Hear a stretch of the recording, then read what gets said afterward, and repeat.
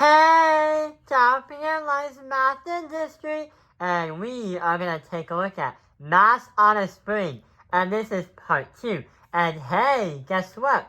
I got a new phone, and the camera's not shaky shake anymore. So we've been doing a lot of Mass on a Spring, and we also learned the physics behind how a spring has a periodic motion, where it's something that repeats in a regular cycle. And when you compress it and when you stretch it, the spring goes back to equilibrium to where it wants to be, or where you left it at rest. So what we're going to do is try to solve an actual physics problem. A spring holding a block of wood, which has a mass of 2 kilograms, has a period of 0.742 seconds. What is the spring's constant?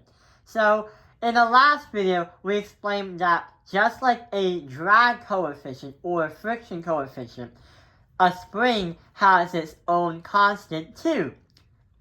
We also are going to take a look at this to remind us about, hang on, what is a spring's constant? So, it's Hooke's law. A force exerted by a string or a spring. F represents your spring or your string force.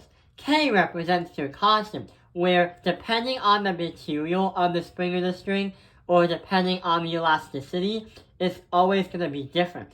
X represents the distance from rest or equilibrium, meaning that there should be a measured distance from how high you raise the pendulum or how hard you have to stretch or compress that spring.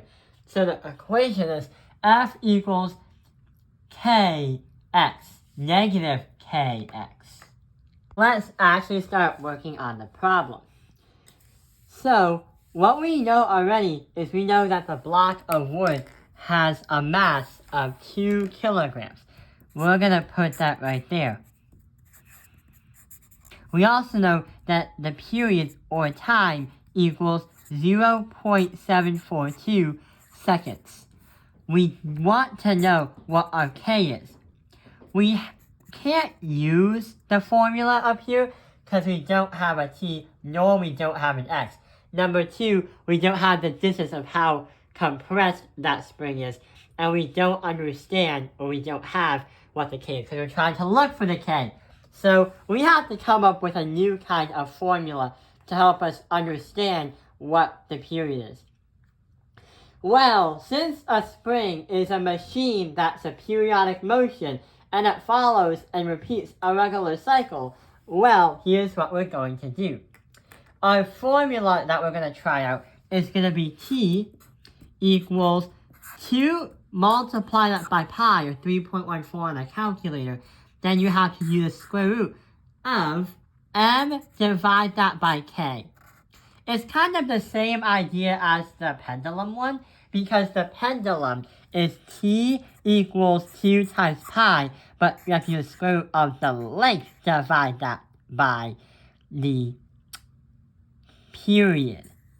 The G, or represented as the force of gravity. So let's try to use this problem right over here to solve it out. So we have 0.742 equals 2 times pi, then the square root of 2 kilograms, divide that by k. We have to find out what k is. So let's both divide both sides by 2 pi, or 6.28. So 0.742 divided by 6.28, you get an answer of 0.1181. And that is going to equal the square root of 2 divided by k. 2 as in kilograms, k as the constant we're trying to look for. What we have to do is get k alone. So we have a square root. What can we do now? Well, if we both square root the square and square that side, we can do some more math. So when you square this, you get 0.013, and you can easily square the square root because it just equals 2 over k. To get k alone, instead of dividing, we do vice versa. And we have to multiply both sides by the k. So here's what happens. 2 divide that by 0.013, and that's going to equal your k. That's because we have to do this divided by that and divide by 2 to get k alone. So let's see what happens on a calculator. So 2 divide that by 0.013, and that's going to bring us to, wow, that's really crazy. Looks like we have a really big number, which is actually very, very normal, because most of the time, springs are measured in grams, but in physics, we use kilograms. Therefore, that's why it makes sense to have a really big number right over here.